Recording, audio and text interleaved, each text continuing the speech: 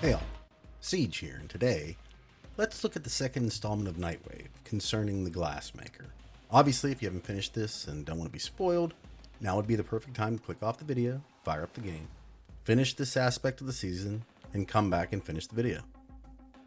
Go ahead, it's fine, I'll still be here when you get back, I promise. Now, if you don't want to do that and want to refresh the first part, feel free to check out this video right here. Alright, so now that we have that out of the way, let's review the clues we've been given, and from there we'll have a better picture of who's involved here, what's actually happening, and most importantly what its relevance is to the Glassmaker overall. The clues are basically the same for everyone, just so you know, and there's little to no relevance for any of the differences, much like the first week. The ones that are displayed are still just devices, basically for choosing the correct path forward, not additional lore. So with that in mind, first, Nora tells us, Glass is still turning up, Dreamer. But you already knew that, didn't you? Probably ran into a few cephalites yourself. Partial glass, like a cephalon interrupted. Well, it seems they're on the move now, changing course. Why? Here's the only lead we have.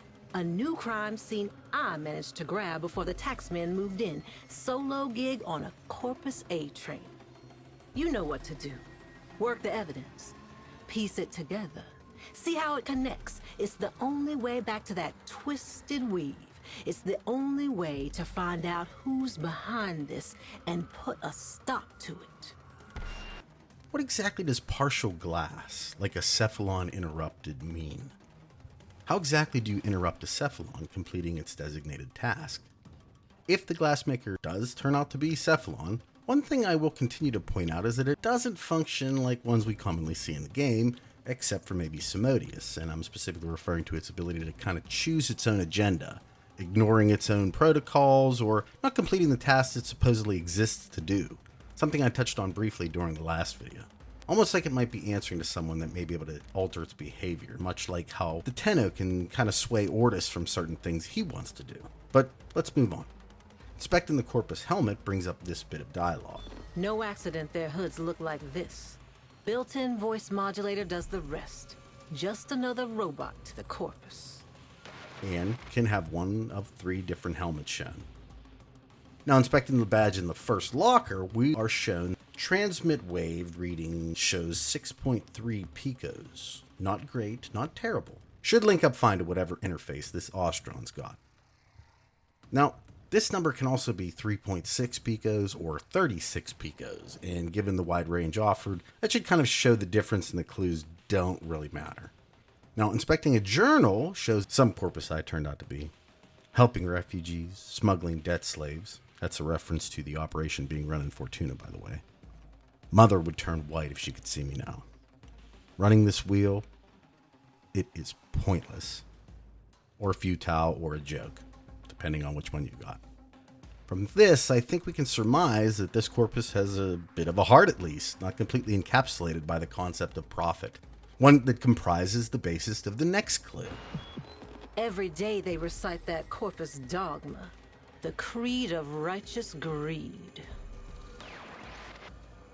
In it, we get to hear the mantra of the Corpus, where the very nature of the void, as well as the search for wealth, are a kind of divine quest, where the two kind of coexist, if you will, potentially hinting at the idea of a skewed version of survival of the fittest, but with resources instead of life as the ultimate end. Because in this universe, life and death are fairly pliable concepts, to put it lightly. We've seen countless aspects where characters have resurrected themselves or extended their own lifespan, and even the Tenno are undying in nature, so in a world without death, wealth might be a better determiner of the food chain, if you can think about it in that way. Next, we have a data pad showing various luxury items as it pertains to the Corpus, and these can vary from Tenno to Tenno.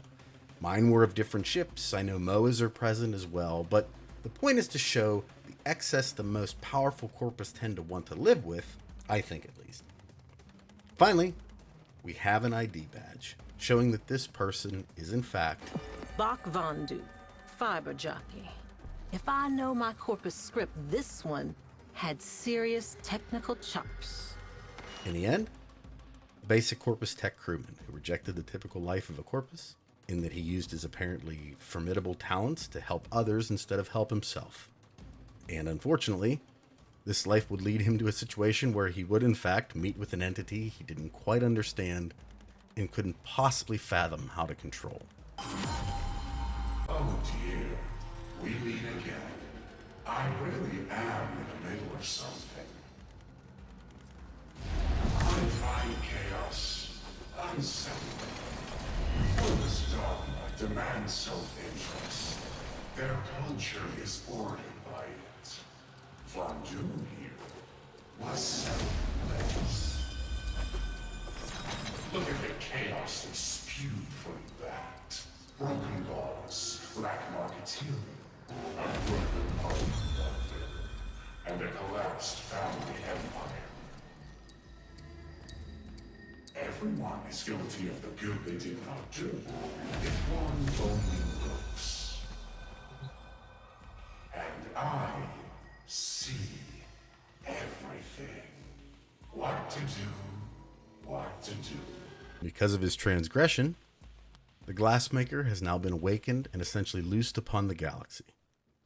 Judging from his final words, he realized only too late that no good deed ever truly goes unpunished. But there are a few things that stand out to me, and I want to know what you think about them. First, the Cephalon's erratic behavior, Orcan-like speech, and finally Nora's final transmission. Been nagging at me. The word legum. That Orcan word for law. I put the feelers out. My network, Little Ducks, the Quills. Dreamer, I think I know who the Glassmaker is. Or who he was. Nihil. Every Ceph you ever met was once a person. Before they met him, he made them all. For them. For the Orcan. As a punishment that would never end. Now that Vondu's built him that broadcaster, he's looking to graduate from murder to mass murder. Nihil's gonna go wide. I think lends credence to the idea I tried to convey in the last video, that I still feel like there's a potential reveal of another Orcan hidden somewhere in this story. The voice we hear, the behavior we see, and now even the picture inside the crystal seem to point to it being a person, specifically an Orcan, rather than a Cephalon, but obviously we need more information. My most obvious question right now is, what bearing does this image and the voice have to do with the Cephalon who would have had to have lived through most of his Orcan existence as a Cephalon, not as an Orcan citizen, right? According to Nora, he glassed everyone, no buts. So he was there for Ortis's transformation, I'd even think. Although in that story, the only Orcan that speaks is Ballas. The argument could be made that he could have been hovering there, keeping his mouth, or what do Cephalons speak with exactly? Speakers? Whatever. That thing shut. And it's true. But again, what's the point of knowing this Cephalon was an Orcan? And given that glassing someone is considered a punishment, why would this Nihil turn around and do it to himself, and then continue to do it for the rest of his existence? You see what I'm saying? Something just isn't adding up here. I have to admit, given that it's only the second of 5 parts, I am a bit surprised as to how much we did learn. I honestly thought the identity of the Glassmaker would have been held off for a little bit longer, but Nora came right out and identified the killer as Nihil, which is an obvious reference to the word nihilism. Curiously enough, I found a definition that pretty aptly describes what's going on in the Glassmaker quest. According to Merriam-Webster, nihilism can be described as a doctrine or belief that conditions in a social organization are so bad as to make destruction desirable for its own sake, independent of any constructive program or possibility. So, essentially, losing faith in everything to the extent that burning it all down might seem logical or even righteous in nature.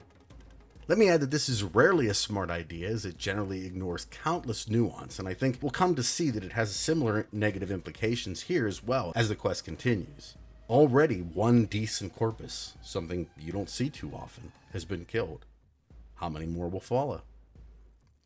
Season 3 of Nightwave has a fairly odd story structure, but although you have my attention, I can't necessarily say you have my erection. I'm just thinking that either we've peaked story-wise, or as I mentioned earlier, another reveal of some type of significance is on the way.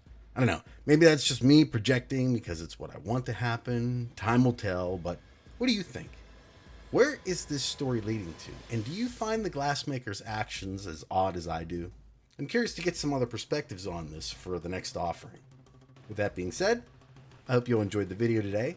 I can't stress how much cooler this would have been if there were a couple sets of different clues with some real significance, maybe even enough to need, some community interaction in order to progress. I don't know, like maybe getting your clues done and then depositing them at the dojo. It could allow for more of a reason to actually search for a clan for those who don't have them, and Warframe's community bends over backwards to invite people in. I've personally seen that myself. Now, if you didn't want it to go that far, at least, different lore-related pieces that weren't necessary to the Glassmaker's mission completion, but for, more overall context and world building, I think would have been really fun and engaging. But, what do I know? At any rate, I hope you all have a wonderful day today, a wonderful rest of your week. I'll talk at you on the next one. Take care, everybody. Bye.